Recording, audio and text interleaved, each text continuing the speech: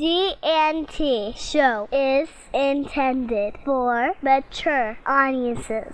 Parental discretion is advised. Live long and prosper, bitches.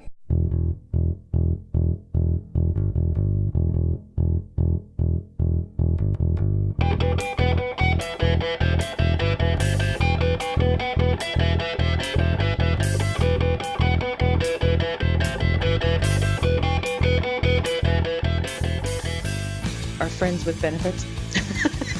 Speaking of having a good time, Terry. Dayton broke the G&T show. This is now the David Mack Appreciation Hour. You assholes. What is it about this guy that people love him so much? With his purple velvet cape and his crown. I thought it was a little much when he had us carry him in the studio on a throne. I am awesome! Look what I have done! Look what I have brought upon the world! There is an urge to go, yeah, yeah, yeah, yeah, yeah. I heard rumors that you might be working on something else, but we won't pry much. I was going to say, I'm going to pry a little. Dare you! How dare you ask me to change it? Do you not understand the majesty of my genius? And the guy sitting next to me looked at me like he was, like I'd cramped in his hat. yeah, it's the professionalism that sells the show. That's right.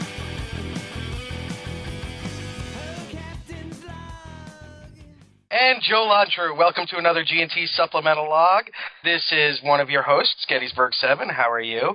And there she is, sitting over there with... she's going for the old Flintstones look. She's got the wine barrel with just the suspenders tonight.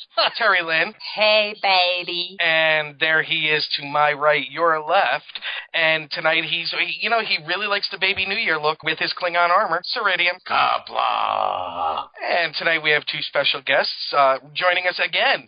First would be, of course, Larry Nemecek. Hey, guys. I'm sorry, I'm still laughing about the Flintstones image going into that episode. I was going to say something about a pearl necklace, but then I thought everything would go downhill from there.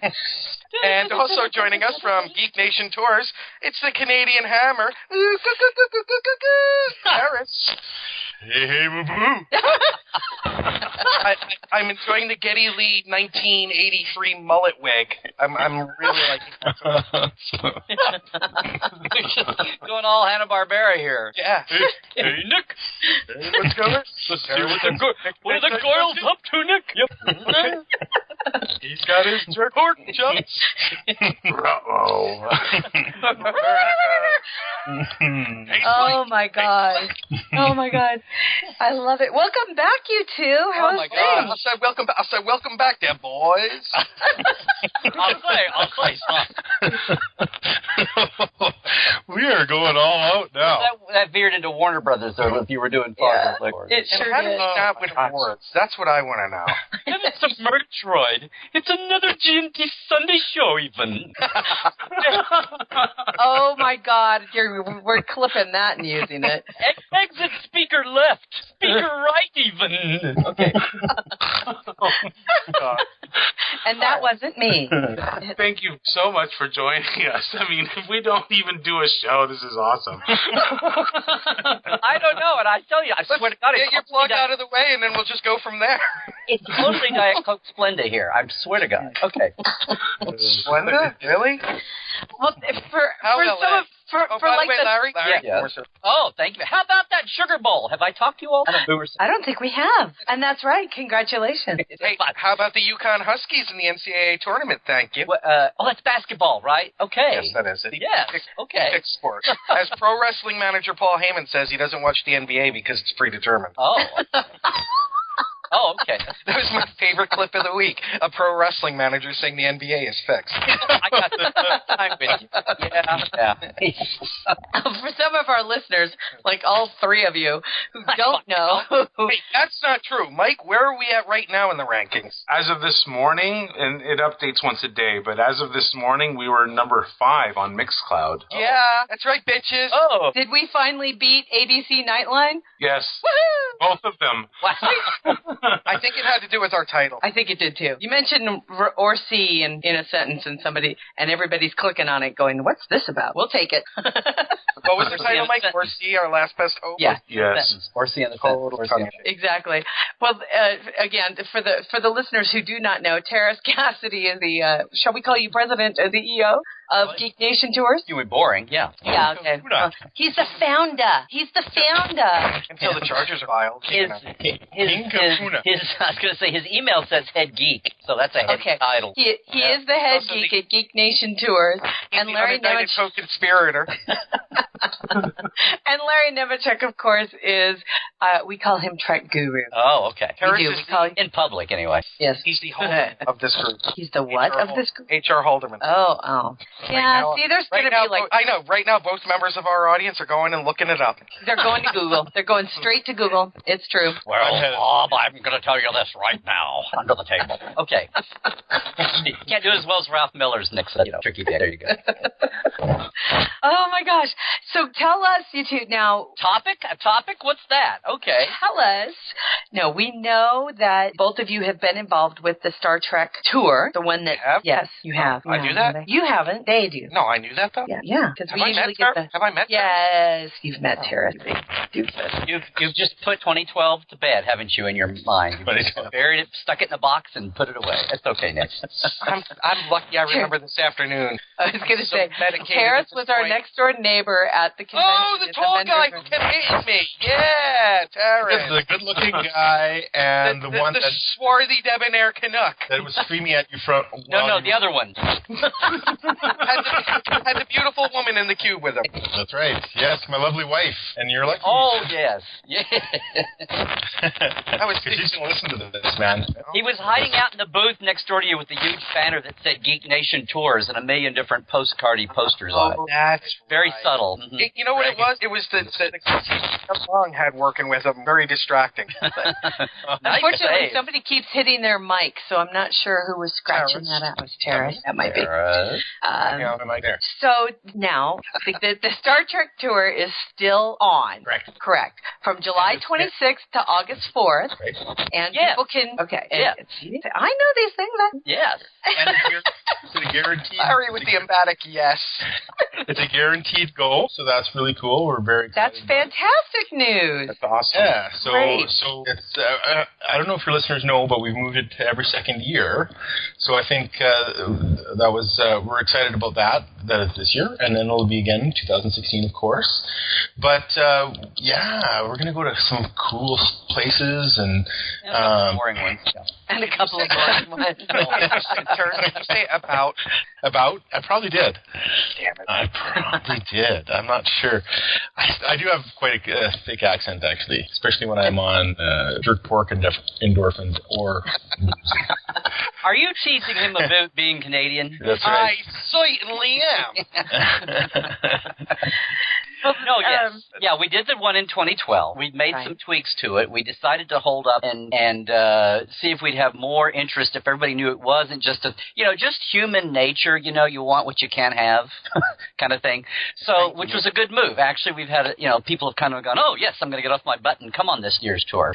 So it's been great, and we've made the commitment to go, and we still have another month to sign people up, and Teras will take a deposit. And we're tweaking it this year so that, aside from all the cool things we did last year and some of them we weren't able to do 2 years ago, we're doing the last day. We're coming to Vegas a day early. Last time, everybody said, why aren't you going out to the Valley of Fire? And we're like, because it's on the other side of Vegas, and we're coming to Vegas. So it was like, well, duh, let's come to Vegas a day early. So we get there so the con starts on Thursday, and yes, this is set up, for anybody who doesn't know, this is set up for the starting offer to have a Star Trek film site tour. We thought we would link it to the Vegas convention. Only it's the week before, the Saturday before, and you're around LA. So we wind up coming to Vegas, and they're still there during the con. Teras is a concierge for people that want to get away while they're there. But now we're coming a day ahead, i.e. Wednesday, Tuesday night, really. Coming on Wednesday, we're going to hop up and run out to the Valley of Fire, where, you know who died. JT himself. What's his name? Yep. Tiberius. So that's the thing. And we're permitting, Mike Westmore is going to go out with us, since he was like a handful of people that were out there when they shot those, because they were all like a skeleton crew when they shot the Generations scenes. I saw that Mike Westmore was added. What was that, Nick? Is Mackenzie going to be there? So, in one of her nice dresses. Actually, Larry's going to... No, she's not going to be there, but Larry will be wearing one of her dresses. Larry, I adore you, but I don't think it's the same. I shaved my chest. Again, not the same. Oh, that's you would still come across looking like that was my phone. Looking like the phone totally screwed that up. Never mind. Oh, and don't forget, you can cuss, gentlemen. We are adult rated. Why would I cuss, gentlemen? I don't know. No, I'm kidding. You know, Canadians don't cuss. You just noticed I said I'd shave my chest. I didn't say I'd shave my beard. But, I think we do actually cuss quite a bit. As a matter of fact, cuss is an American saying. We don't say cuss, we say swear. Yes, that is true. That's also like a Great Lakes thing. They say swear. They don't cuss. Well, cuss is very Southern because it's, corrupted from curse. So, because nobody in the South would say, I'm going to cuss at you, because that would make an R in it. I didn't know that. That's very Larry Nemecek is like a walking Wikipedia. Are you kidding me? Cuss is just a corruption of, dang is damn, only you're in polite. Carrie, you didn't know that? No, I swear I didn't. I swear. I didn't. Like gall darn is goddamn. You all. You have to remember. I know all that, but I didn't know cuss. I was raised in Southern California by parents who were born in Detroit. I did not know that. So I'm not going to lie. I actually love the deep south of the United States. I didn't mean to get all intellectual on you. I actually like the deep south too, to tell you the truth. From Canada. You know what about Michael Westmore? What I just realized the other day. What do you like a booty? Yeah, we're going to go see actually pretty much exactly where Kurt was his burial mound was. Oh, that's cool. Actually, yes. Right on. Not to get too serious here, but the cool thing is we're not only going to go to where they filmed. Here's a little news flash for everybody. When the filming crew was done, they gave the bridge, the infamous bridge, to the park. And the bridge is now like on a trail spanning a creek that you can go out to. Oh. You're going to get your picture taken under it. Yes. Gosh, Terrence, why didn't we think of that? We have to make sure we put some cloth down because it might be like 1,000 degrees on the bridge there. Oh, I'm sure in the middle of, at the end of July, in the desert, in the Valley of Fire, which is named for a reason. What could possibly go wrong? We are going to the bridge our first thing, so it might have cooled down for the evening, the nighttime. Right. We're going to be leaving at what? I think we said 7, right, Larry? Right. 7 a.m. In the morning? Yeah. Yeah. So we're leaving from Vegas. Yeah. It's like an hour out. Is anybody getting up at that time? Because that's usually when we're rolling into bed. They paid for it, Nick. They're still going to get up, but they're just not going to go to bed. I think they'll be already up, is what I'm saying. Right. They can come crash at 3 in the afternoon. We get back. For any of our listeners who have not taken part, not just in STLV, but in any convention, it really is the most fantastic time. Especially if you're at a convention where you're meeting friends, and it becomes basically a week-long high school reunion. Most wonderful time of the year. It kind of really is. It's like Christmas for kids. Who gets post-con blues? Look at all those hands that are up, even in the audience. You know what? I don't even like taking my band off. I keep it on for like days. I did that the first 2 years. I did. I left it on for like a couple of weeks. I can't. You know what? And keyboard gets a little heavy, but no, I keep the band on. The band. Jeez. Okay. And poor Michael is in the back here probably just cracking up. Are you okay there, Sorry? Or is he snoring very loudly?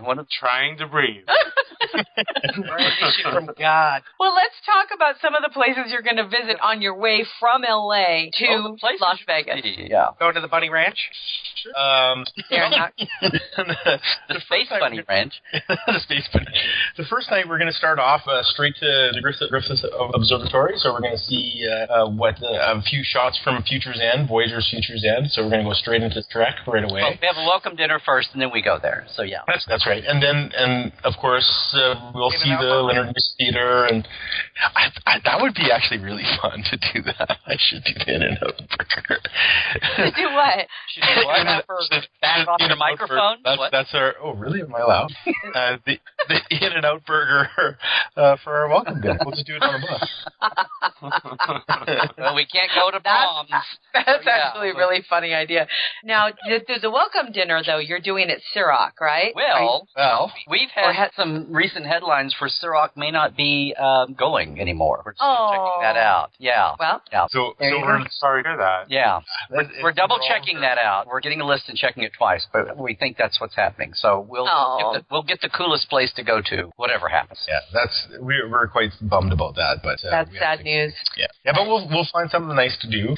And anyway, the next day we're going to two Starfleet academies. We're going to go to JJ's Academy, and of course the Tillman Water Plant, which is kind of the more iconic version of the two that everybody sees in a lot of the. How many times is that filmed, Larry? Do you know, like offhand? Field Academy. Yeah, that's right. The one that he should have used, really.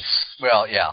No, the Kepler blew up. The Kepler blew up, so they had to. A different building was built 50 years before. Did I say that? Yeah. No, I mean, no. It got used.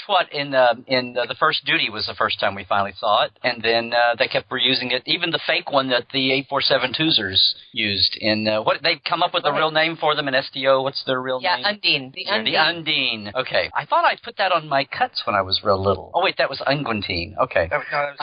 Back teen. Yeah. Oh, the teen years. They're always difficult. Those are the prostitutes of the 8472 world, the back teen. Thank you. I'll be here all week, everybody. Say the word Vegas and Nick is off like a rock. Yeah. No, yeah, I know. Several times. We could sit and make the list here all the way through. But yeah, no, that was the one. And they, it was like, well, is it Starfleet headquarters or Starfleet Academy? Oh, it's both. Okay. Well, who cares about details like that? But no, yeah. And the thing is, in 2012, we didn't get to go there because they had it walled off for construction. So everybody was real disappointed not to go to the real, or should I say, the prime universe of Starfleet Academy and headquarters. So anyway, that'll be our thing. But as we tick off all these places, some of them, infamous and some of them just famous, they're all, thank you, Mel Brooks. They're all places, the old thing we always say, but they're all places that are still cool. You can go home and show your, or tweet your mundane friends these pics, and they'll go, oh, cool, you're at the Santa Monica Pier, and oh, cool, you're in the Santa Monica Mountains, and oh, cool, you're at the observatory. But they're all very, cool Trek. Everything we go to is a Trek place. It's just most of them all double as touristy places or just cool, scenery. The observatory is a great example of that because you see a great view of Hollywood, the sign, the Hollywood sign. Yeah. Oh, and the overlook. See, and the thing is, we go there like before dusk. So you're there in the day. You can go get the view. You can go all through you can go to the Leonard Nimoy Theater there, besides the fact that it was a Voyager shooting spot, for Future's End. And then we're there long enough where the sun goes down and it's dusk and you can go up in the observatory. And then you get the night view of L.A. spread out before you like a carpet, And it really is. For those of you who have never been to L.A. or let alone at the Griffith Observatory, it's an iconic view of L.A. from the observatory. Never been to that city. It is an iconic view, and I hope people get the opportunity to kind of join them, and that would be a blast. Now, I haven't been to that. Counts. Does LAX count for me being in LA? No. That's like O'Hare counts for me being in Chicago. No. Yeah. No. Yeah. And Griffith Park was one of those places that I used to go to quite frequently because there's a nice little street off to. It's also a makeout place when you're in teens. And hey, it's a lot. It totally is. It's a place where you could go and it was safe and pretty and the view was awesome. And I had the last time I been there. Zodiac Killer anywhere around there? Or was he up in San Francisco? Not in my lifetime. Was in San Francisco? Yeah. And thank you, Mike. Mike and I are going to do a show about serial killers at the same time. Well, wait a minute. Hillside Strangler was out there, though, wasn't he? Further down. Further south. Like the end of the Santa Monicas, yeah. Do you go to Wonderland? Do you pass Wonderland? That's further way out. Way out, yeah. L.A., much bigger place than you think. Even if it was in town, it would still be way out. Anything with Dave LaBianca?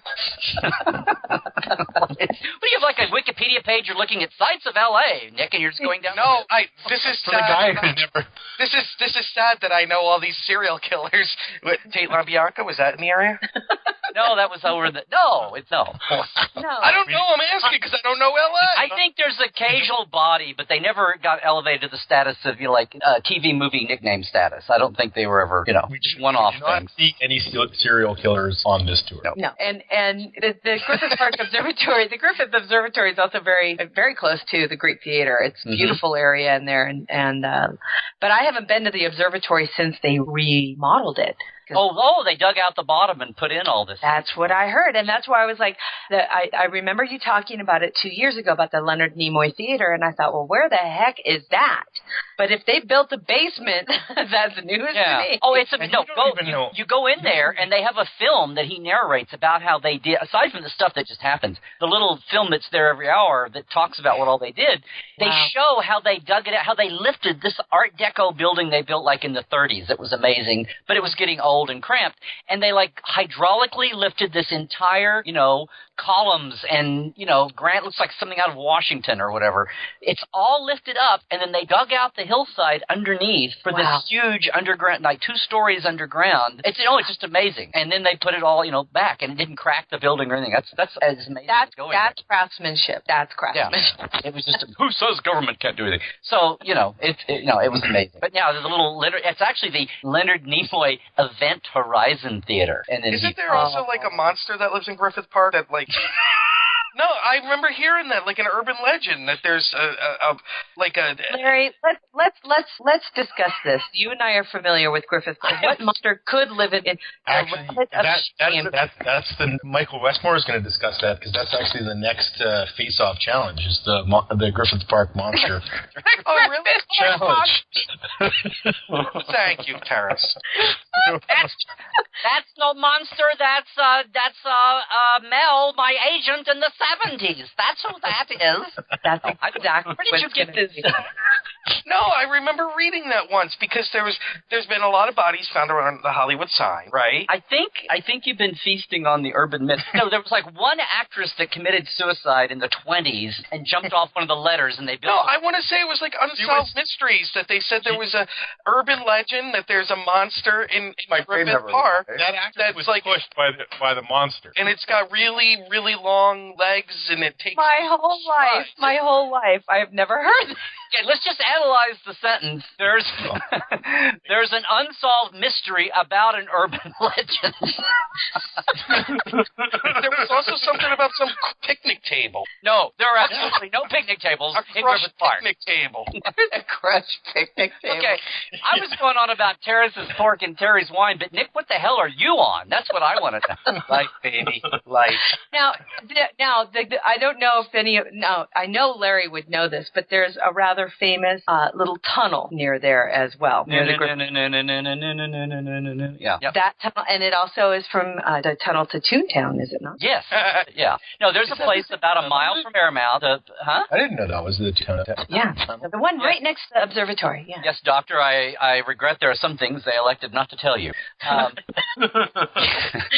The Bronson Cave, quote unquote, and Bronson Canyon, quote unquote, is about a mile on the other end on the Bayshore end of Griffith Park.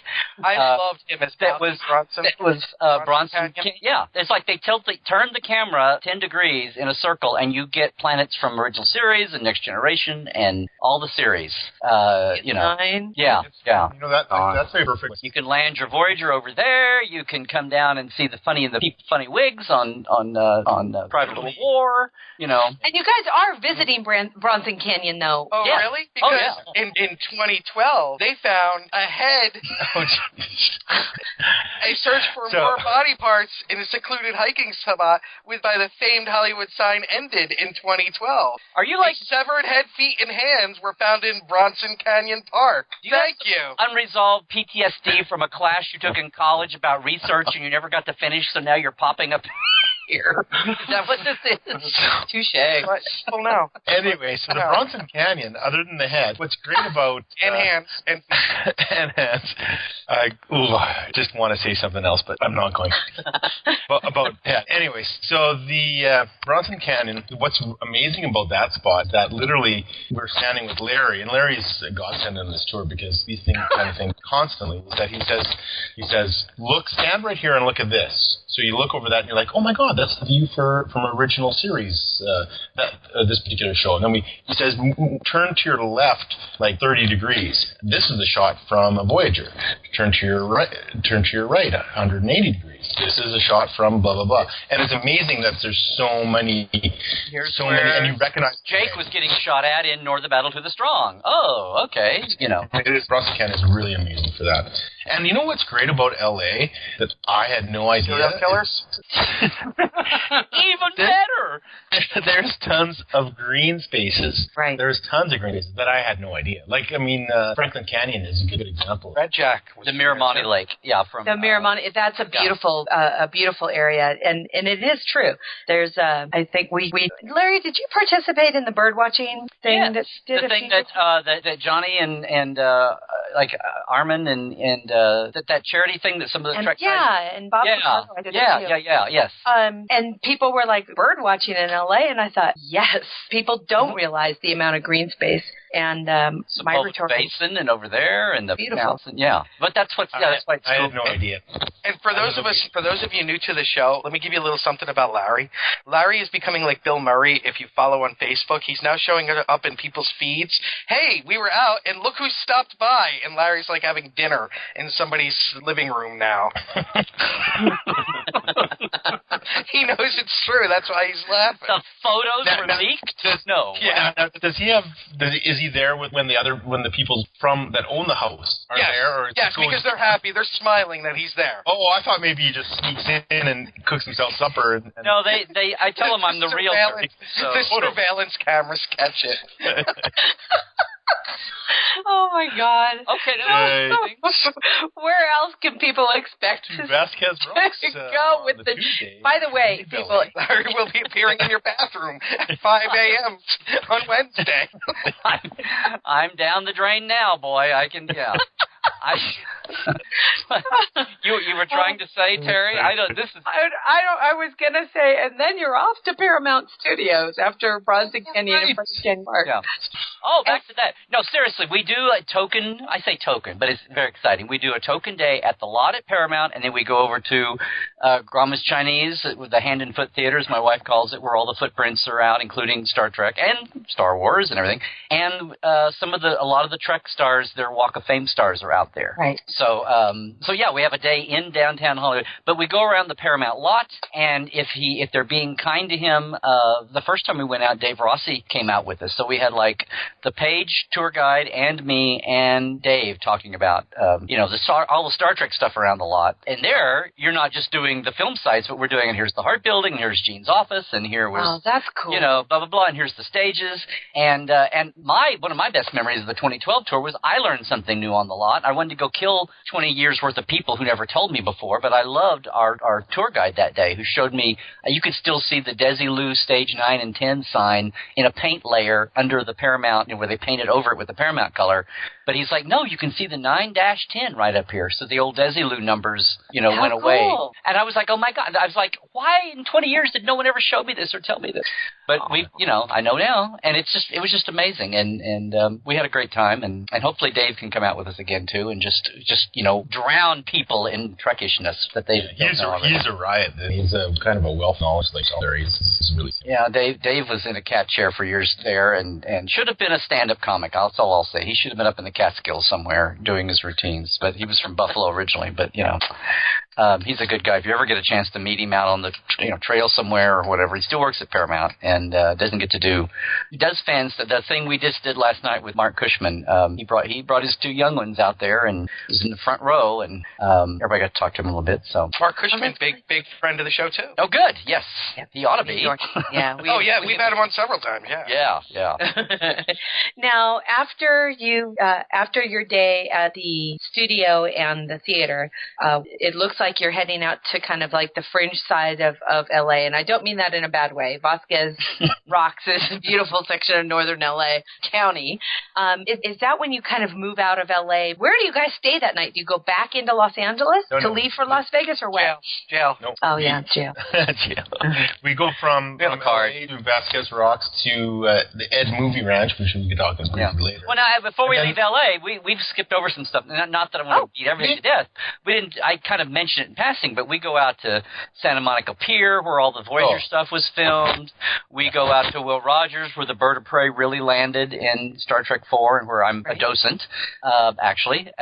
What else? I'm missing some other things, too. We did Franklin Canyon. You know what? Also, we do. We have DVDs playing at the same time. So when we're going to these places, you get to watch a little bit of Trek, and then we have some. Yeah. Wow, look, I'm right there.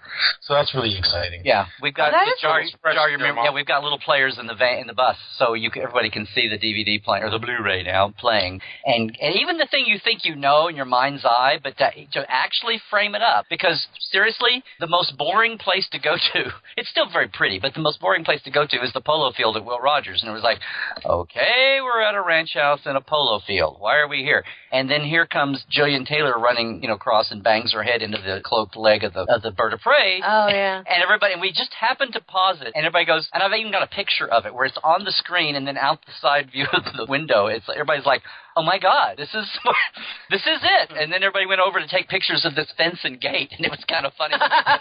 But it suddenly meant something very alive to you, Yeah. Everybody most people don't realize a pile of 35 fingers was found there at one time. Oh, oh my! Now, all left ring fingers. Here's the secret: 2 years from now, or in the odd-numbered years, Teras and I are going to start a haunted Hollywood tour. Oh, and we're going to we're going to do that. But Nick, I want you to come along so that in the middle of talking about the suicides and the haunted houses, you can hop up and point out all the Trek points. Okay?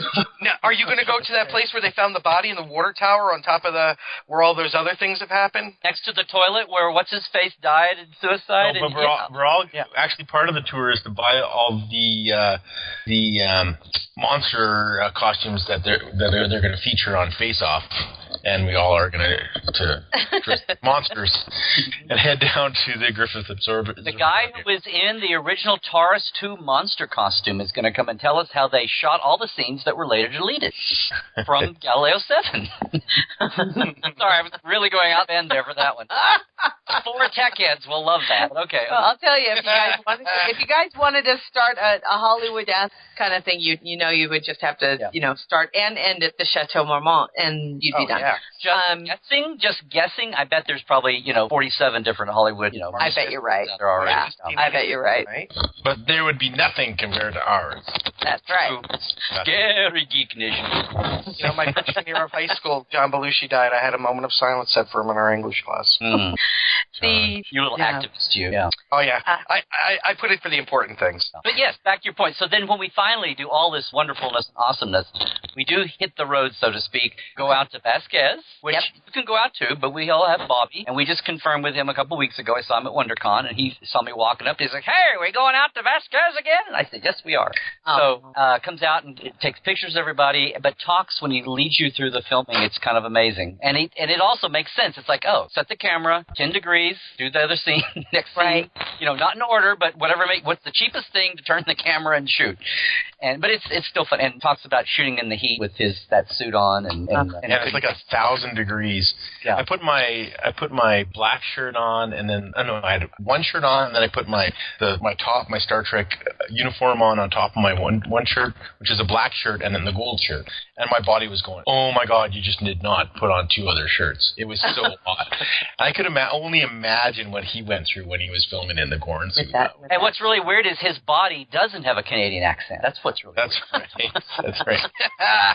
Oh, the Gorn is from Canada. Gorn, eh? Gorn, so we did he come down that? from Newfoundland? That's right. Prince Edward Island. So, no, we go out to the Q Continuum on the way, which is one of the more obscure places. Yeah, and I talked to him. Oh, is that the Dusty Road? Yeah. That little village? Yeah. I love that. That was one of the few things I loved in Voyager was that version of the Continuum, the Dusty Road. It's the only time we've ever seen it actually kind of tried to be depicted. So, yeah. We're going to try to get the magazine that one of the Qs are reading. Before we forget, we should say that. Number one, all these places to go to, yes, it will be hot, so everybody do this smartly, but hey, we're fans and, and costumers and cosplayers. all these places to go to, if people want to bring their stuff and props and things along and take their photo ops, especially like at Starfleet HQ and the Academy and all, do it. Bring your stuff along. Throw it on. We're there long enough to put on something and take some pictures, and come off. Go ahead. I was going to say, and we're going to facilitate some of that this year and have some stuff with it, though. That's right. The soldier in me does say hydrate, hydrate, hydrate. Mm-hmm. Oh, yeah, That's for sure. right. That's right. Lots of water. That's already taken care of on the bus. Or is that code for Hydra? No, hydrate is different than hell. But then crossing streams, I know, but yeah. Nail. But yeah, no. So we're gonna have some Nail fun. Hydra. It's gonna be great. And that stop I just confirmed with that stop too, and he was actually very excited about stopping by. So that's gonna be That's great. nice. Yeah, These are all contingent on whether something's filming at that particular time, of course. But yeah, so we're excited. So here's the thing. The thing is, everyone says, yes, Larry and Teras, but I haven't had time to save my pennies up this year. I'll have to do the 50th anniversary year tour in 2016. But Teras had this brainstorm a month or two ago because we're coming in a day, so we're getting in Tuesday night, and we're doing the Valley of Fire on Wednesday, right? Right. A lot of people come into Vegas a day or two early now to do Vegas before they get sucked into the con of awesomeness. So we said, Teras, what did you say? We said, why don't we offer it just as a day tour?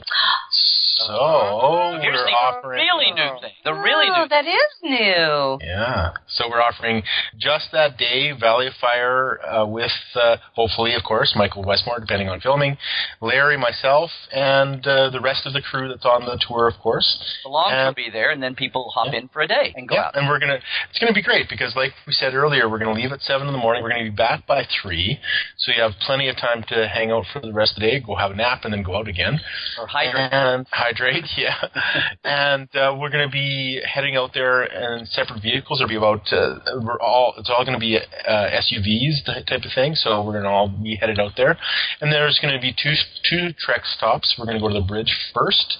It is, what did they say, a quarter of a mile hike or something like that? One way. It's a quarter mile. So there's a little bit of a hike in the desert. So that's why we're going early, because we want to make sure that we don't kill anybody on our way. I don't know high noon in the desert or anything like that. And then from there we're going to go to the second site where, of course, they laid Mr. James T. Kirk to rest. So the whole thing was one place where they built the rocket launcher platform. All of that area is all in one. So depending on how everybody is, hopefully we'll get. I mean, we intend to get out and walk around and climb and do some stuff. If people are like need hydration, they can sit and look out the window at everything and take their pictures. But one way or the other will be, depending on what everybody feels like doing. And hopefully it'll still be, not too high. It'll still, it'll be in the 90s, around 100 probably. I don't mean doomsday anything, but, And for those who've never been to this area before, having props around or not is not it. This is beautiful country. Mm-hmm. It's beautiful desert country. And even if, you get your pictures of the bridge, you're definitely going to enjoy the view and the area all the way around. It's gorgeous, beautiful, just pretty. Yeah. And of course, there's more to it than that. Of course, we're going to see the two. There's more? There is more, Larry. Larry, can you explain what more we're going to do? Or s'mores we're going to do. No, what we'll do, it'll also give us a break from the heat a little bit. But they have a very nice visitor center out there. This is like Nevada's first state park also. Right. So it's been preserved for a while. But this is also a really spiritual place for a lot of Native American tribes. They've got a really nice visitor center. So one thing to get out of the heat in between the stops, we can go in and petroglyphs.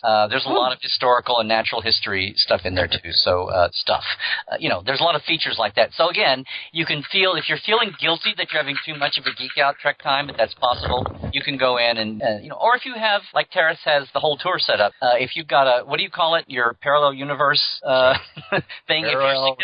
Yes, if your significant other is not a big fan, but they want to go along and see, to them it is just Santa Monica Pier in the observatory, and beautiful lakes and all this stuff.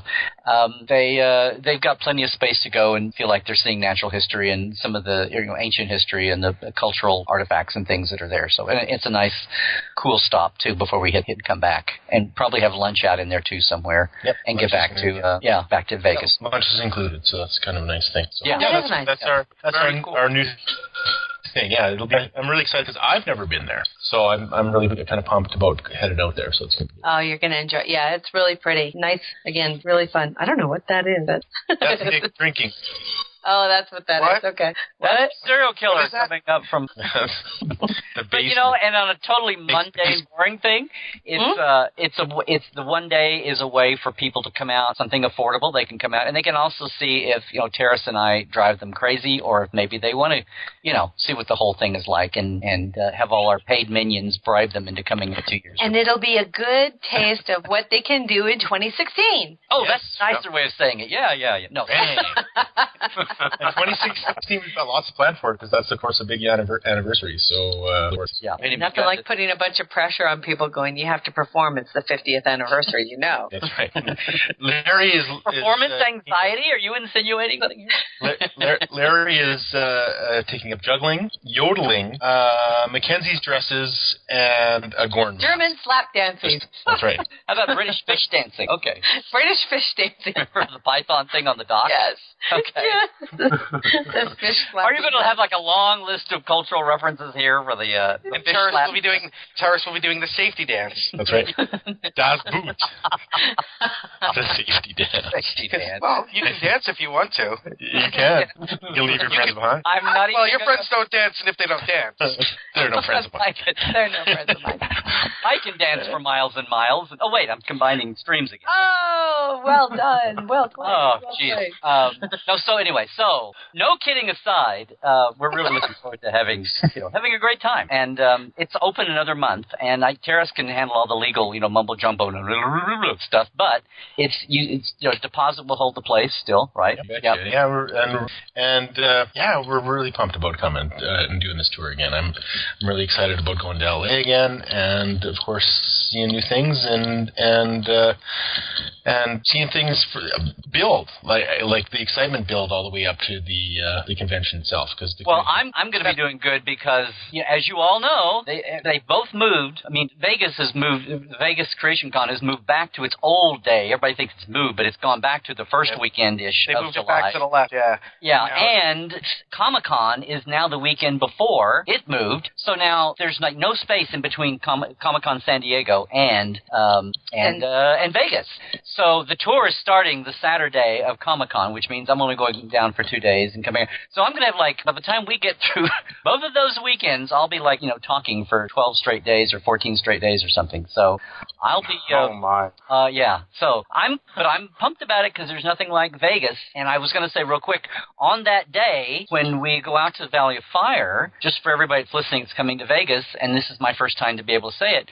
Wednesday night, the lovely Mary Cherinsky, Televixen, and John Champion, DVD Geeks, and of Mission Log Pod, and I of Trekland Industries and and stuff are doing our little meetup party there at the Masquerade Bar again. Awesome. We gave it a formal name. It's the Landing Party. Isn't that?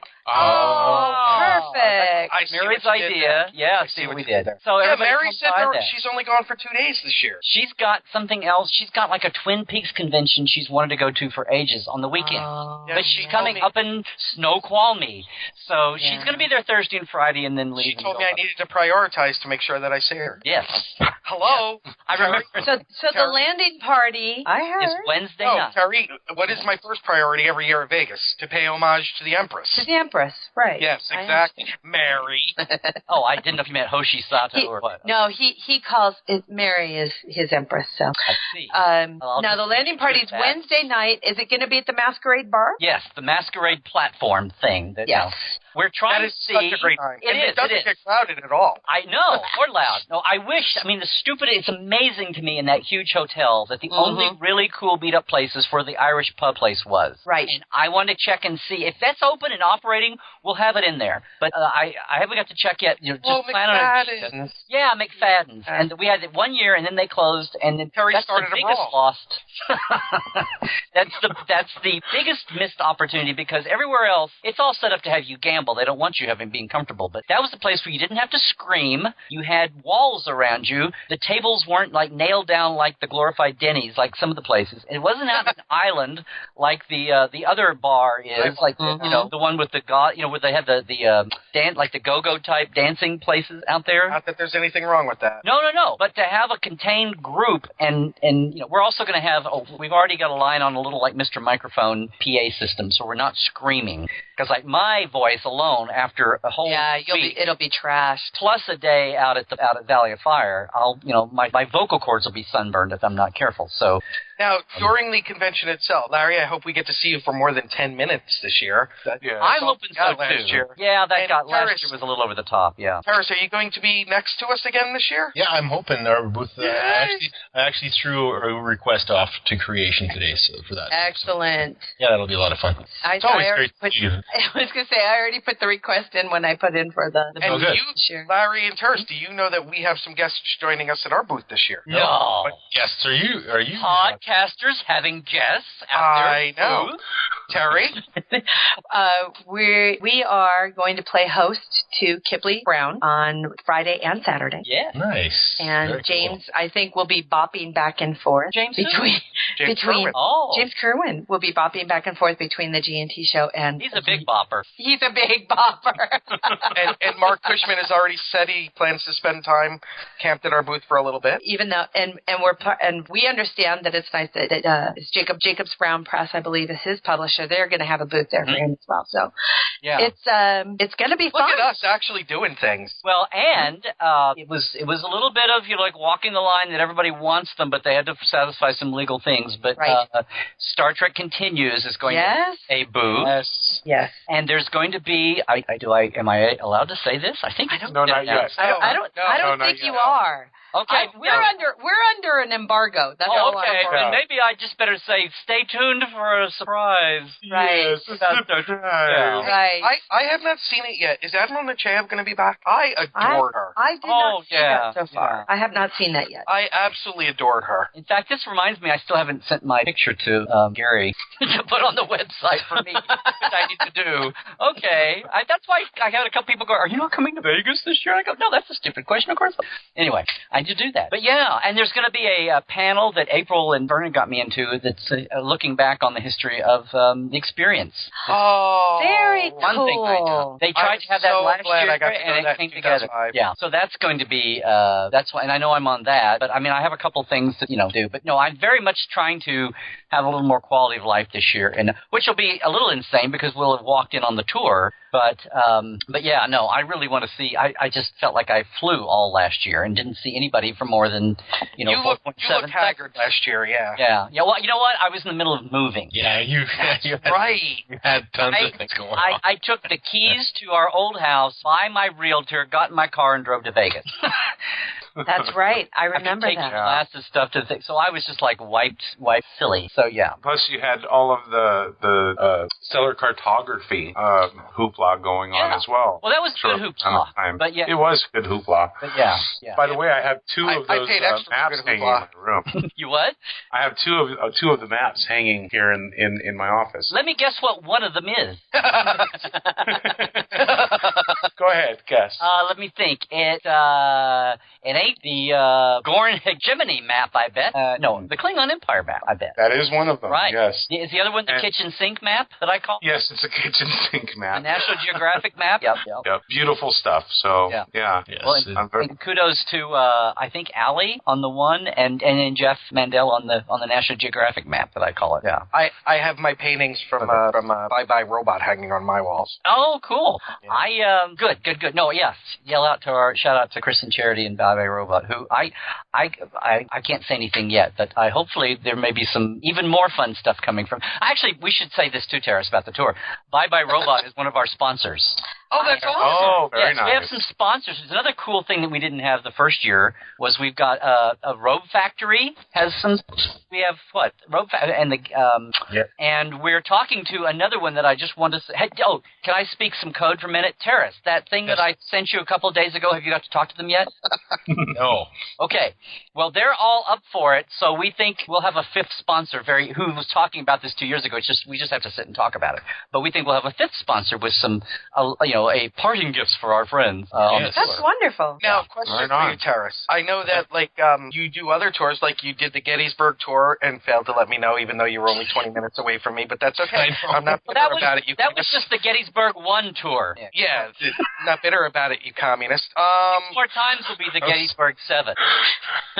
What else do you have coming up? And I have all their albums. Well, we're headed off to Japan this year. That's going to be our next Battlefield tour. Wow. Yeah, it's going to be a samurai one. We're going to take everybody kind of back in time and go places where most foreigners and a lot of Japanese have never been. So into small towns that have all the same architecture as the ancient times. And that's awesome. I've been to Japan. How cool. I've been to Japan 3 times. Back in time. I love Sapporo. Yeah, Sapporo's beautiful. Actually, that's where I went to university, actually. Oh, really? Yeah. Oh, it's so beautiful up there. And both times I've been there is in the winter when the sculptures are up. Festival? Yeah, that's awesome. God, it's amazing. Yeah, My aunt was from. Oh, really? Really? Yeah. My aunt Aiko. She was from Sapporo. So beautiful up there. It was. What else do you have? And we also are headed off to our UK tour. We do a wargaming tour to the UK, so that one's always a great one that we go to this year. Boy, we've got tons happening. Well, you told me about your Waterloo tour. That's been hugely popular. Yeah, Waterloo. We go to that next year. It'll be the 200th anniversary of Waterloo next year. Oh, wow. That's Waterloo. Isn't that a water slide? No, that was for ABBA filmed the video. I was going to say it's actually the 20th anniversary of the ABBA, 30th probably of the ABBA song. Yeah. Yeah, right. So yeah, we're really excited about that one, and we've got tons. Gen Con is a really big one for us. That's a board gaming and role playing convention. 60,000 people are in that. Go to that convention. Now, are you planning any more Civil War ones like Antietam or Gettysburg or anything? We're going to cycle back to Gettysburg probably, but it won't be for a little bit. Our Battlefield tours are going to go. Gettysburg, Japan, Waterloo, Little Bighorn. Oh, that's awesome! Yeah, we're going to go to Little Bighorn in 2016, which is also the anniversary, and then we're going to go probably do an African one, probably do Zulu Wars in 2017. Well, I know that Terrace has to go pick up his daughter. I have to leave to pick up my daughter, or else my wife is going to kill me. I was watching the clock for you, sweetheart. Your wife is a my God. woman. Probably castrate me first, then kill me. Yeah, as long as it's in that order. And she would smile too. Well, we're gonna. I better run. Have a great one. We're gonna wrap this up. Let's wrap it up. You don't want to hold Larry around any longer? Oh my God. Wayside? I'm excited to see what Bob Orsi does with the next movie. Okay, there's a thing to end on. No, we actually said we're giving him a chance. Yes. We are. We were very good. More so than I ever thought I Could he do worse than Stuart Baird? No. No. Okay. All right. Bye. Thank you, Terrace, for joining us. Wait, the great light yonder. Go Rangers. We'll see you in Vegas. Yes. See you there, sweetie. Bye. Oh. Bye. Started saying, actually, I'll see you in hell. Or LAX, depending on how you look at it. No, Larry, we said we're giving him an honest-to-God chance. Yes. And I just threw that out there. I didn't know if you were going to launch off on that or something. Oh, no, we were good. We were okay. Well behaved. It does us no good to kill him before anything's been done. Doesn't do any good. True. And I mean, I just want everybody to sit back. People, we've talked about this before. I know I have. I was going to do another kind of repost blog here, but sometimes some of the hardest things to do is to be a name associated with something. And I'm speaking of, I don't know, like any designer on any Star Trek series on the TV era. When something comes out that people don't like and they go to the makeup or they go to the art design or they go to the thing and they want to blame that person, it's like, it's one big happy fleet most of the time. And just because, like a writer, a writing credit or a director, just because it's not this pure world where everybody does their thing in a vacuum and they all just kind of get stuck together and they put it on film and they throw it to people to watch on TV. It's in a vacuum. And so people, you're listed as the director or writer or visual effects or art department graphics person or, designer or whatever, the second janitor from the left. Just because it's your job doesn't mean that, I don't know, maybe your first inclination, for good or bad, is what got on screen. That's all I'm saying. So, they had a very much public, with JJ was the Chief Justice of their little Supreme Court, as they kept putting it, and they were always big and public about, look, we've got a range of people, and this is a daunting task to bring back Star Trek from the depths of where it was, which really was so deep. But that was the approach, and they were very upfront and proud of the fact they had a wide spectrum of people, from Brian Burke, who didn't know Trek at all, over to, Alex, and then even Bob Orsi. And I'm just saying that when you start juggling that, because he's got two other writers in his team, and I never need to remember their names, but there's a fresh writing team, and then for him to be directing, I'm actually kind of excited to see what will happen. And people just get very, boxy with their thinking sometimes. People just think about titles, and it's like people look at writing credits for show and go, I love that show, or I hated that show. And for good or bad, sometimes the writer, out of courtesy, got full credit on the show when really the showrunner saved its ass.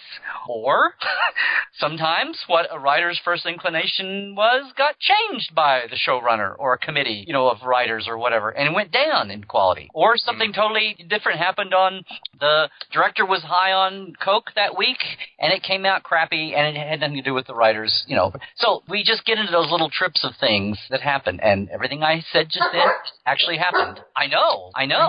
Yeah. He gets very upset about stuff like that. He does. Let the dogs out. So now, having said all that, Into Darkness is still pretty ugly. Well, we got the NX-01 on screen for the first time. That we did. In the future. Yeah, that's true. Mm-hmm. That's what we came up with. We got the NX-01 on screen as a model on a desk. That's what we've come up with. Now, a secret model on a secret desk. But I will say, there was some interchange in that movie I loved when he was dressing down Kirk, and Kirk looked at Spock, said, "You wrote a report." That little interchange. The stuff on the shuttle. No, the whole political message that was trying to be a Star Trek political thematic message about drones and terrorism and the line between civil liberty versus collective fear. Those who deny security to others. Whatever the Ben Franklin quote. All the debates we've had since 9/11. That I know that was Bob Orsi trying to get that in the script. It was all in there. It just kind of got shouted down by all the Sturm and Drang of the script. But I mean, there are a lot of things all through there. And I love the McCoy scene with Carol Marcus, because McCoy got to be a Southern gentleman and flirt with her a little bit, even though McCoy was way underserved in the thing.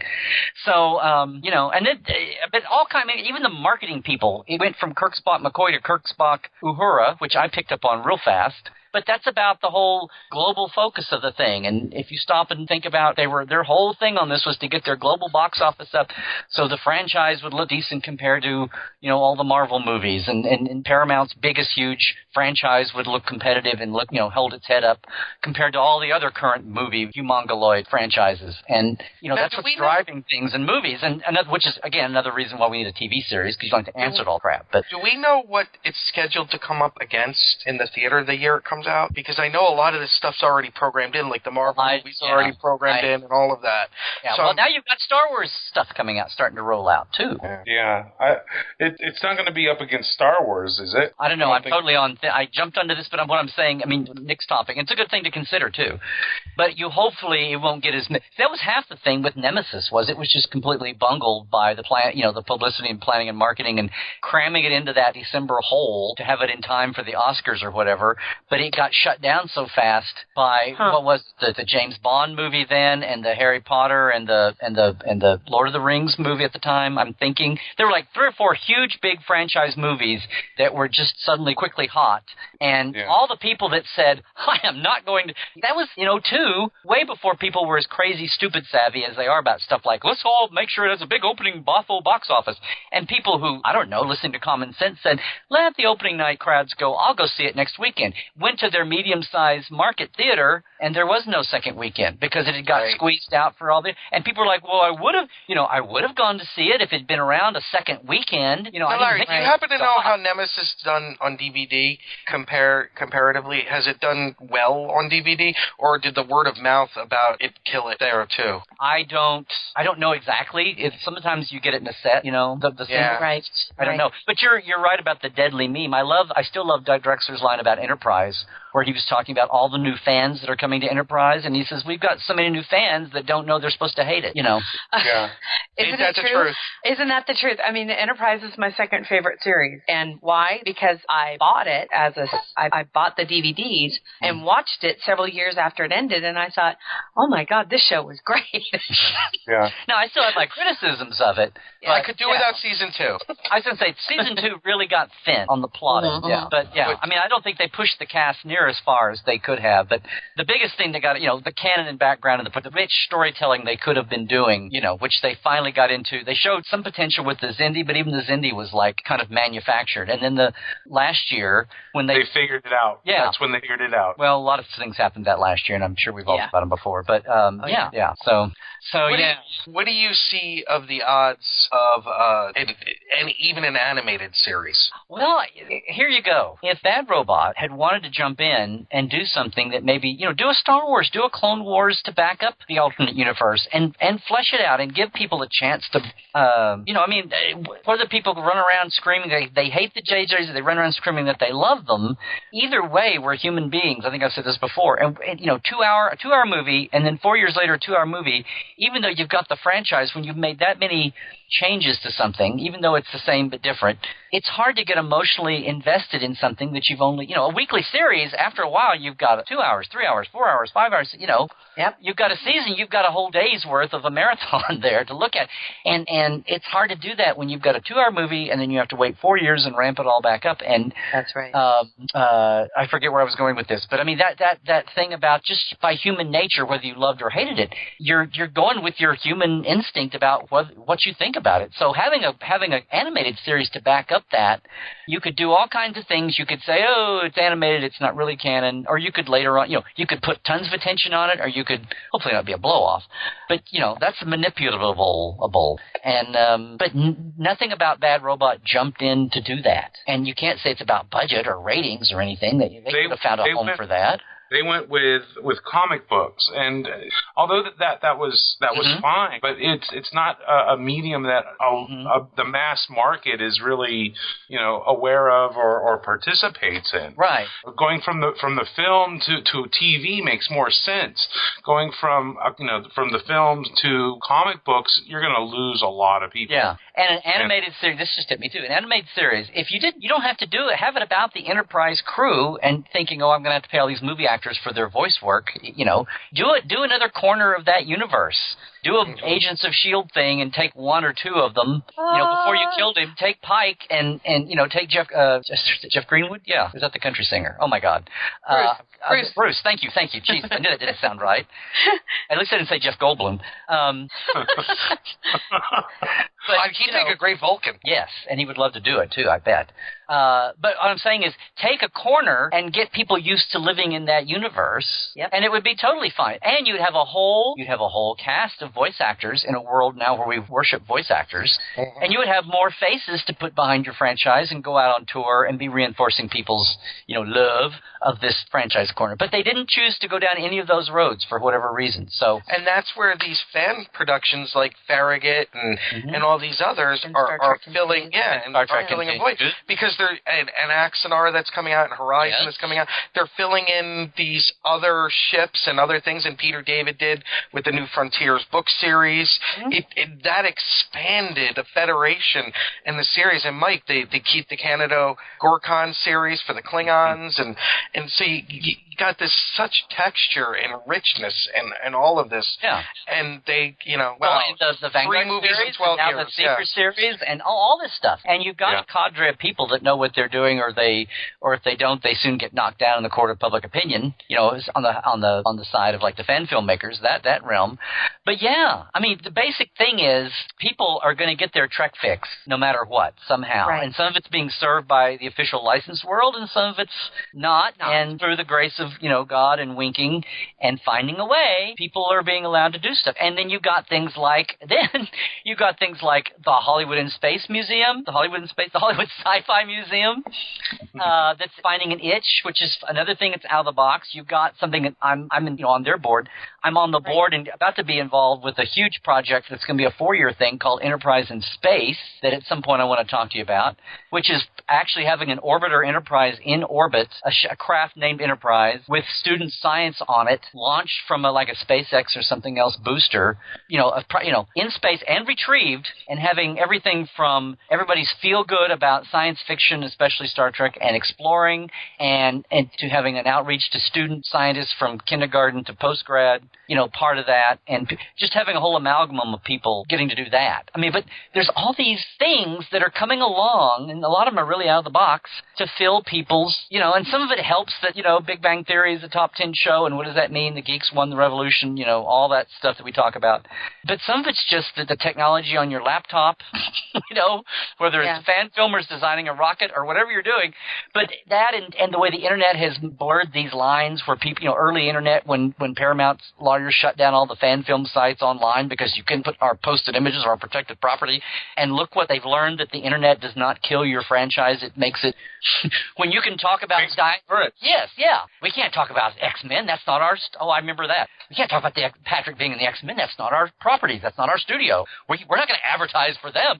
Well, that was like dead tree paper publishing mentality. But it took a while for all that to, the reality of culture to catch up to what the lawyer's comfort zone was. And then meanwhile, we're there. A good example is just this week, Stephen Amell, who stars as Oliver Queen in Arrow, the main character, on his Facebook, he was cross-promoting saying, hey, guess who's going to be in the pilot of The Flash? That's right. I'm going to be in there as Oliver Queen. So, they're CW doing a really good job of crossing what they're doing and actors moving, doing that kind of thing. And I was just thinking, it would make a great animated series? Starfleet Corps of Engineers. Mm-hmm. You got your action, your science, your humor, all of that right there. They could Bad Robot could set it in their verse where, they're doing really cool things, and with the animation, like you said, Clone Wars, you can make anything. Yeah. Anything. And it could be, if you're talking about the stories that the guys wrote that are already out there, that's a thing. That's one of the things. If we ever get cranked up again on a TV series, one of the things that'll be interesting, the way so much of this stuff has been merging, the way we've been talking about, that old wall about how the Writers Guild and Writers Guild basically does residuals and all that, and the old thing about using characters using the novels or using characters from the novels in something filmed, because then you're stuck paying rights to that author, yada yada. And if some of that stuff is if the online digital blurring of all these mediums, what's the term for, I'm pitching this book to be a game and a series and a comic and what's the term for that? Where you come up with a whole franchise in a box and you get the book to sell so that you grow your audience so that they're ready for the movie, and it comes all prepackaged, where that's the whole deal, and you've got your agent, and that's what you've sold, and you've got all the people lined up to do the movie, the comic, the game, and and all that stuff, and the toy line, and all that stuff together. Will that eventually knock down one of these oldest remaining walls, which is when something is going, we don't want to go into finding a favorite, book as it was, and then adapting it to screenplay, either with the original author or one of our people, because now we're stuck paying that person. Will the boxes that the rights and legal stuff and the residual payments all exist in, will that come down as the world keeps changing? So I mean, that'll be something. Because when you just said, the first thing I popped up was, no, Bad Robot's not going to go back and get a Corps of Engineers, or anybody. They're not going to go jump back and get a Corps of Engineers books, because you'll be in the old bugaboo of blah blah blah. But then I thought, or even Starfleet Corps of Engineers is a term that's used. I started to say BB Besh says it in Wrath of Khan. It's not like they created it for the pocket line, but to some degree or whatever, just come up with new characters and do it. But your point was, those were cool books. They would make a cool format for a series, if you actually did that, are we at the point where that can get conglomerated, or would it still need to be, I still think we're at the point, and I think Bad Robot would probably want to have it all their control and not, be beholden to anybody else. Well, if I may, a couple different points, but all related to the same topic. Star Wars, they've obviously recently have gone back and gone over redefined what their canon is, and they've relaunched their book series. And anything, and they've said anything pretty much going forward from this point forward is canon again. But that doesn't mean that they won't be referencing things that happened in the earlier books and kind of sort of, not pulling all of that in, but pulling the highs and the lows. Right. They get to pick and choose what they want to use. Right. So they've done their own subprime universe on their own extended universe stuff, which is basically what the JJ movies did with Prime. It's like, we're going to keep everything except what we want to change. And JJ's already been doing that with the comics for a while now. Yeah. So, it's in a sense they're already, heading in that direction. They're going to pick and choose what works for their universe, and they're going to, expand it as they see fit, which is fine. Like, and just to say that, go ahead. This is kind of as exciting a time now. We are living through a time that to me is kind of analogous to in the end of the 50s, the 60s, when the studio system fell apart, and you had all these independent filmmakers and movies like the one with Peter Fonda, Easy Rider, and movies like that started to be made, and the contract, the contracts fell apart, and the B movies kind of went away, and that's how they had been building stars. It was exciting and scary at the same time, because it was a whole new rule book that nobody knew what it was. Yeah. And now we're in a digital version of what they went through in the 60s with that. I think it's even more terrifying than some of the. Yeah. I think it's more terrifying for the suits and for the publicly held companies, and a lot of them are either letting on, and I would even say, and I've said it before, I think we're on the precipice of not just a unique change like that was when the studio system fell apart. I think it's much more earth-shattering than that. I think we're on the precipice of a huge paradigm shift, and I mean that. Well, that was the content makers. We've got that, but we've also got how are you getting it delivered to you? Right, distribution. Because that's I was going to say, in the 60s, we still went to theaters and watched them on TV on big screens. Right. Now you're going to have to push to a very, very focused market. Focused marketing is going to mean everything. And everything. I've said it on the show before. I am embracing my geekdom. I've been a pro wrestling fan since I was 7 years old. Think about when we were all young. Larry, you lived in Oklahoma. You had Mid-South out there. Terry, you were in California. You had that territory. Yeah, you did. You had that territory out there. I grew up in the Northeast. We had the WWE, which became WWF. The Mid-Atlantic had Mid-Atlantic. Then there was Georgia. There was Florida. There was all of this. Well, then Vince McMahon comes along, sees what cable television is doing in the early 80s, is way ahead of the scale on this, absorbs all these smaller territories. Now what do we have? We have the WWE. Now he's the big boss. And what did they just launch? The WWE Network, which is online or through your Xbox or your PlayStation or whatever, with all of their content going back 50 years, and all of their pay-per-views you can see for $10 a month, where you used to pay $50 a month to see a pay-per-view. But for a 6-month subscription for $10 a month, so they're staying way ahead of the game once again. And I don't think the other Netflix is staying ahead of the game. I really think so too. I think Netflix is breaking ground. There's 2 or 3 quickly Netflix wannabes, but they're definitely But and now everybody's kind of retracting, going, do we really want to sell our own libraries or rent our own libraries to somebody like Netflix, who's going to take away viewers from our own library? So you're going to start seeing retraction from Netflix, and that's why Netflix needs to start making its own content. And places like CBS, NBCU, these big conglomerates who already own their own libraries, are going to launch their own Netflix type of situation, and it will be the death of network. I have absolutely no doubt. Stations like WGN, Ron and Braga, Star Trek Connection, Joe Minosky, Star Trek Connection. They're doing Salem. That is a really good show. Salem is a really good show. I have not got to see it yet. It's not my normal genre interest, but but I would need to watch it just because it's Brandon's show and see how it's doing. Yeah, and it's very interesting. It's so and it was set up, and now they're starting. If I could, they're like 5 episodes into it now. Now the girls are starting to see the local girls. Oh, if I point the finger and say which. Now there's a whole lot of stuff going on, but it took. Oh, that's Salem. Yeah, Salem. Oh, I thought it was all about like 50s and 60s cigarette manufacturers. Okay. Okay. You know, the green package. I say boy. Yeah. I'm sorry. But now you're seeing stations like this. TBS is making their own series. So you're seeing this. Look what SciFi is doing. Oh my God, we're going away from ghost rocking chairs. Finally. And starting to do scripted series again. Yeah. Wow. Well, look, 10 years ago when reality took over network TV, what you had USA, Characters Count, you had like 1 hour drama saved by the 2 or 3 cable nets that started running. TNT, Yeah, USA. TNT, yes. FX. You know, all the Leverage and Mad Men and all the ones that, and all the slew of USA dramas, some of them, they kept trying stuff. They do, and the offset seasons and all that stuff.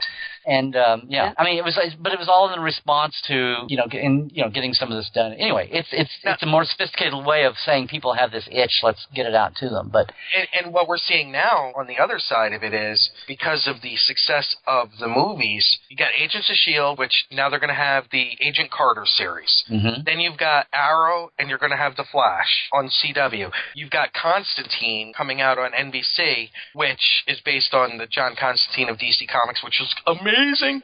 Gotham is coming out on Fox, and that actually looks really good. You've got iZombies coming out. Now you're starting to see all this comic book inspired stuff coming out on the networks. It's like they're trying to position themselves in that way, and you're seeing, I think the reality boom, is pretty much over. Thank God. No kidding. No kidding. I think you're still going to see something like Dancing with the Stars, because that's unique enough, and people like, and plus your family can sit down and watch Dancing with the Stars. And you can have human stories about real people. Yeah. Versus made-up people.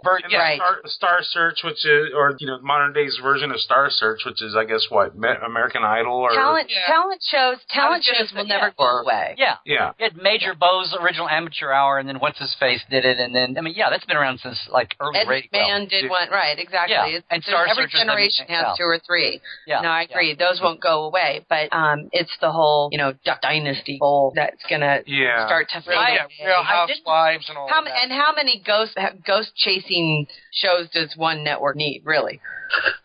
4.7. I really.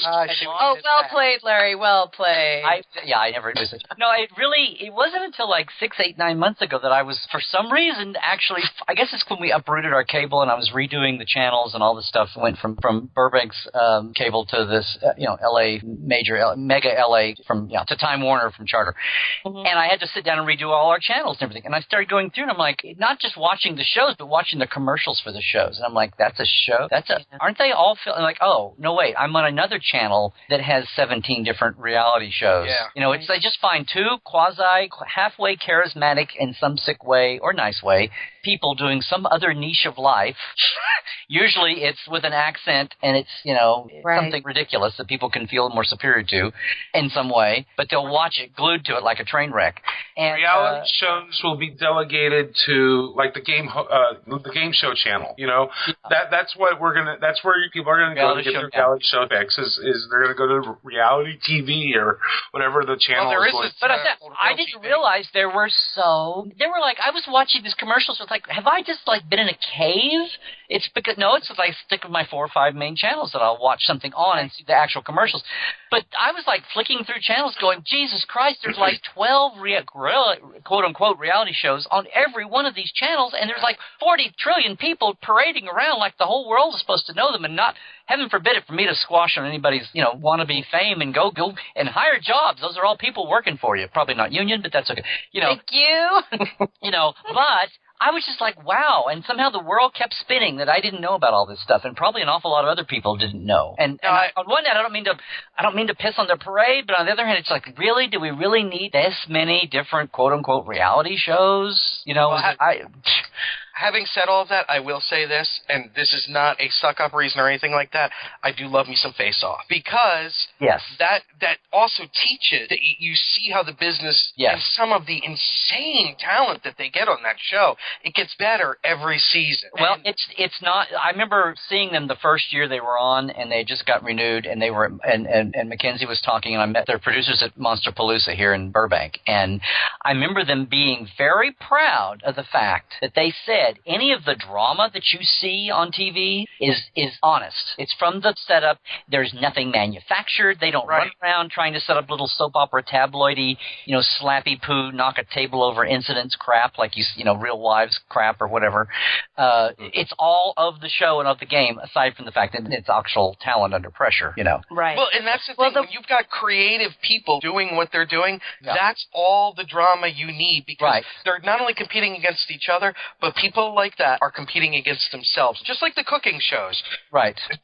They were very proud of the fact that it wasn't manufactured. Yeah. And a good cooking show where they're competing, chefs are as type A and as neurotic as any creative person, and that's where it comes in. Plus, I learn a lot about cooking by watching those shows. Like, really? I would never have thought to put those two things together. But, yeah, they're not exactly. But this whole bullshit of, oh, you slept with my man, well, fuck you. Yeah, that will all... Plus, who doesn't crush on Mackenzie? well, part of the... Well, I know I do. Yeah.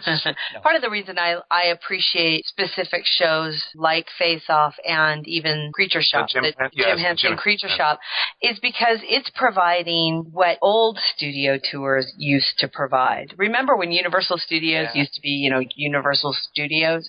You went and you took a studio tour and they took you through sound stages, and they might have had a couple of little funky, fakey things set up for you, but you really got to go around and see what it was like on a real working movie set or studio. Now it's just an amusement park. It's completely different. It has nothing to do with showing how movies are made or the process that's involved. Face Off and Creature Shop and other shows like that provide that, and it's an interesting thing. And you know what? If it gets a kid interested in how they make Muppets, I think that's freaking awesome. I was just going to say, how many of these people on Face Off are 21, 22, 23? Right. And how many kids are at home? Again, it's another show you can watch as a family. I could watch with my 10-year-old daughter, Face Off. And how many kids are sitting thinking they're alone because they want to be, because they're into, set design or whatever, or creature cake.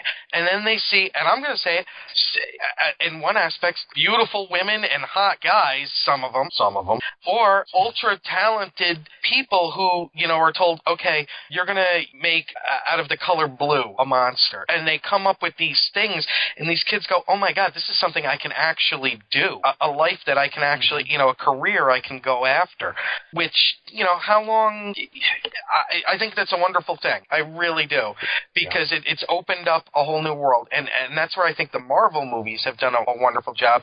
It's gotten people into the joy of going back to the films. Right. I think Marvel's done a great job of that. I think so too. I'm just very pleased with how that's going. I hope for the future that maybe we'll start to see. I always hold out hope that we'll start to see something like that for Star Trek, but one never knows. A reality show competition, or what? No, like an expanded universe where everybody kind of gets along and finds a way to make money, gross amounts of money. Yeah. Well, I have to play the bad guy here and say we have to wrap things up. I'd much rather you play the bad gal. But, okay. I could do that. I can do that. Yeah. Boots from I'll talk to you. I was going to say I'll talk to you with my boots on, baby. So, Larry, we'd like to thank you again. Larry, thank you so much for joining us. And guys, thank you. Yeah. Yes, thank you. And good luck with the Star Trek Las Vegas and the Star Trek tour that you're doing with Teras. and Good Geek luck Nation with Teras. Tours. I know. Those Good Canucks. luck with Teras. They're more than a hockey team. Yeah, or whatever that is. And speaking of hockey team, I've just been handed a note that the Kings now lead 6-2 over the Chicago Blackhawks. So, The Rangers don't play until You're Are the a Rangers full-service playing tonight? podcast. Or Okay. I don't know. Larry, you got to listen during the height of baseball season. The first 20 minutes of our show is baseball talk.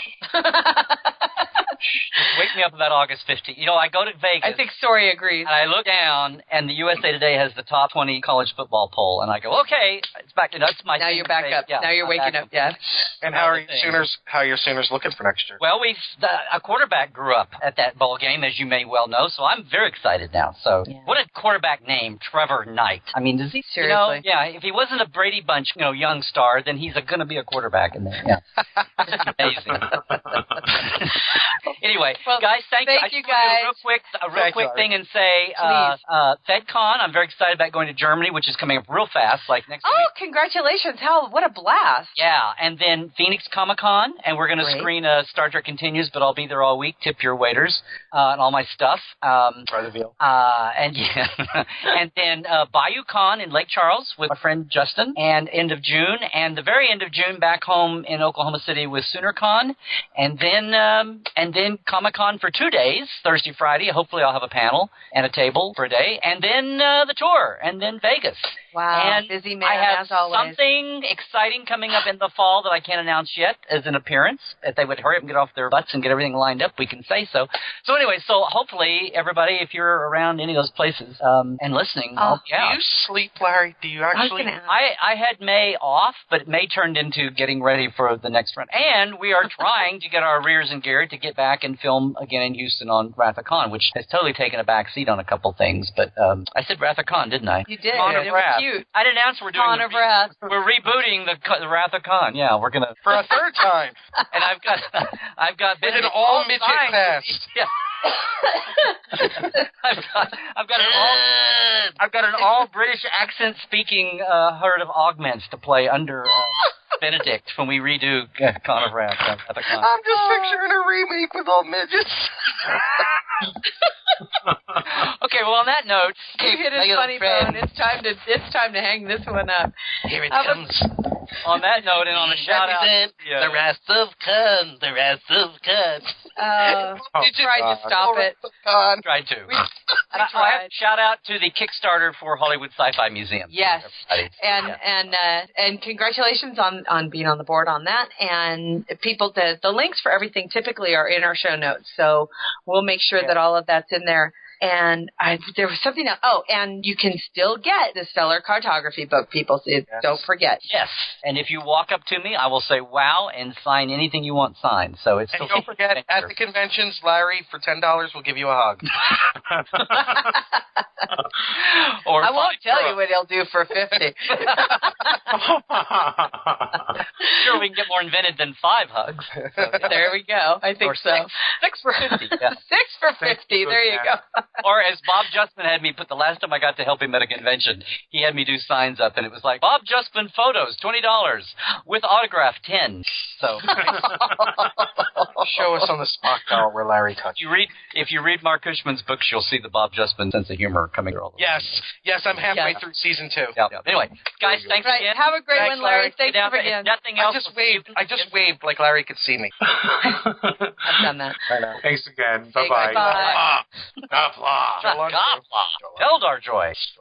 G&T Show is a busy little beaver production. Music for the G&T Show is provided by Warp 11, Grethor, 5 Year Mission, and Andrew Allen's Smooth Federation.